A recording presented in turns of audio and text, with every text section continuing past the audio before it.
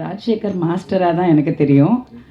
So நம்ம நிறைய பேர் இப்போ வந்து அம்மா ராஜசேகர் தெலுங்கு டைரக்டர், தெலுங்குல மிகப்பெரிய ஒரு சக்ஸஸ்ஃபுல் பர்சனாக ஒரு டைரக்டராக ஆக்டராக பார்க்குறோம்.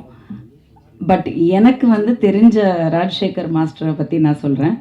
மிகப்பெரிய படங்கள், மிகப்பெரிய சூர்யாலாம் வந்து இந்த அளவுக்கு டான்ஸ் ஆட முடியுமா அப்படின்றது வந்து உங்கள் எல்லாருக்கும் இன்றைக்கி தெரியும்.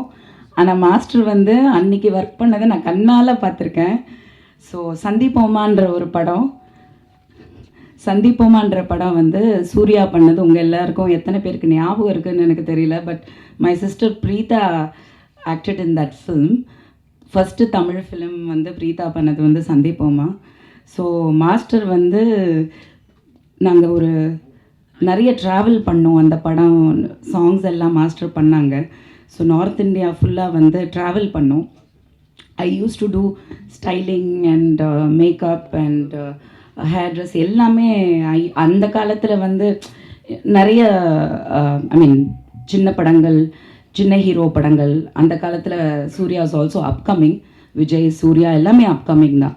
ஸோ அந்த டைமில் வந்து பார்த்திங்கன்னா சின்ன குரூ இத்தனை பேர் தான் போக முடியும் அப்படின்ற ஒரு சூழ்நிலையில் வந்து மாஸ்டர் வந்து அந்த பாடல்கள் பண்ணாங்க. அப்போது எவ்வளோ அவங்க சிரமப்பட்டாங்க, சூர்யா எவ்வளோ ஹார்ட் ஒர்க் போட்டாங்க. அதே சமயத்தில் தட் இஸ் த ஜேர்னி. ராகினுக்கும் அதான் சொல்கிறேன், that is the journey. So நம்ம வந்து எடுத்த உடனே ஜெயிக்க முடியாது, அது சினிமாவில் நடக்காது. Takes a long time, behind the screen a long time. At least முன்னாடி வந்து ஜெயிக்கிறதுன்றது மட்டும்தான் தெரியும், பின்னாடி எவ்வளோ வேலை பார்க்குறோன்றது நிறைய பேருக்கு போய் சேராது. ஸோ அந்த விதத்தில் மாஸ்டர் வந்து எனக்கும் மாஸ்டருக்கும் மிகப்பெரிய சண்டைலாம் நடந்திருக்கு ஸ்பாட்டில்.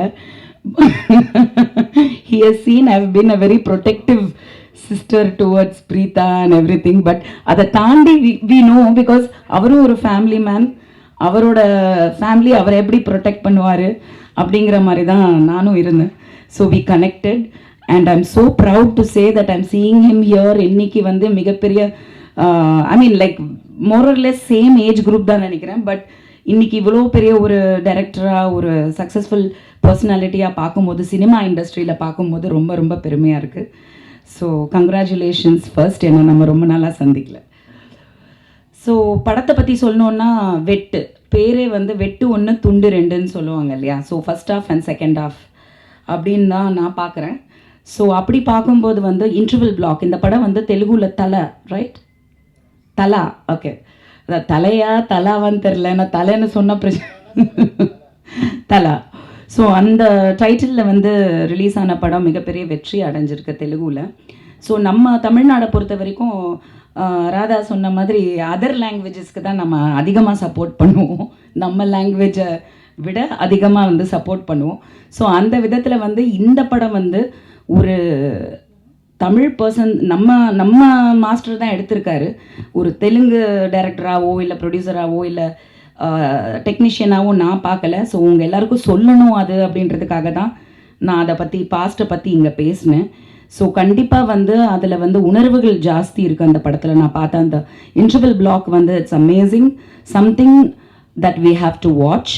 அதில் வந்து பர்ஃபார்மர்ஸ் எல்லாருமே வந்து பர்ஃபார்மன்ஸஸ் வந்து ப்ரில்லியண்ட்டாக பண்ணியிருக்காங்க. சொல்லவே வேணாம், விஜிகாலாம் வந்து அவங்க வாய்ஸ் எப்படி மாடுலேட் பண்ணுறாங்கன்றதை நான் இப்போ தான் பார்த்தேன்.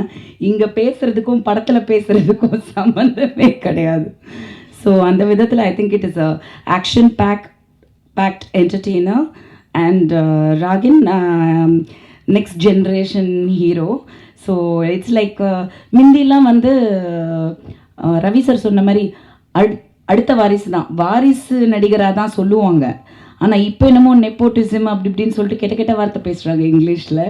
பட் அது எப்படி வேணால் சொல்லுங்கள், it is a part of our blood, our DNA. And அப்படி தான் மைண்டு ஒர்க் ஆகும்னும் போது நீங்கள் நல்லா படிங்க, தப்பே கிடையாது. நீங்கள் என்ன படிக்கிறீங்கன்றது வந்து முக்கியமே கிடையாது, நாலேஜ் தான் எல்லாமே. ஸோ நீங்கள் சினிமாவில் படிக்கலாம், எந்த இண்டஸ்ட்ரியில் வேணால் படிக்கலாம். ஆனால் சினிமாவை பிளான் பியாக வச்சிடாதீங்க. Keep it as your only option, first and only option. அதுலேயே நீங்கள் கான்சென்ட்ரேட் பண்ணுங்கள். Gather knowledge all your way, but do or die, அதில் மட்டும் தெளிவாக இருங்க. Because cinema is never an option. So I wish him all the best and all the team and everybody all the best. And media நண்பர்கள் நினச்சா வந்து ஒரு படத்தை கொண்டு போய் கண்டிப்பாக மக்கள்கிட்ட சேர்க்கலாம்.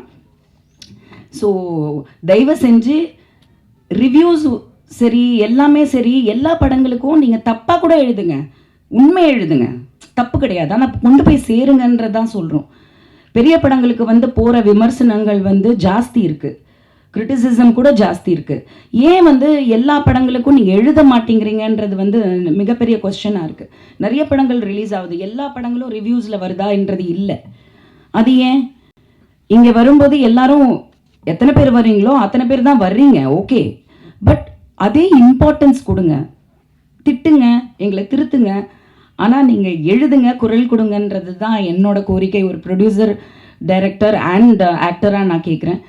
பிகாஸ் எல்லா படங்களுக்கும் ரீச் வேணும், மக்கள்கிட்ட போய் சேரணும். அது நெகட்டிவாக இருந்தாலும் சரி, பாசிட்டிவாக இருந்தாலும் சரி, கொண்டு போய் சேருங்க. So I wish the team all the best and congratulations. Thank you.